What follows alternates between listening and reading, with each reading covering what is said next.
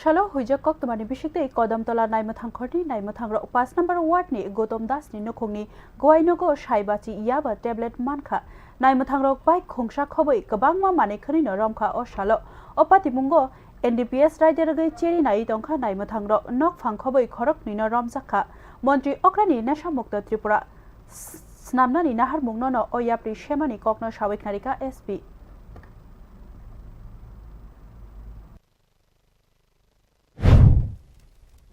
नमस्कार।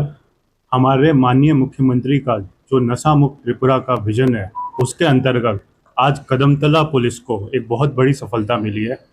उन्होंने लगभग 50,000 याबा टैबलेट पकड़ा है जिसका बाजार मूल्य अराउंड 2.5 करोड़ है। ये उन्होंने वार्ड नंबर 6 बगान वेस्ट बगान एरिया से पकड़ा है और मुख्य आरोपी के घर से पकड़ा है। 2 लोगों को हमने इसमें अरेस्ट किया है और अभी एनडीपीएस एक्ट के अंदर केस लेके और आगे की कार्रवाई की जाएगी।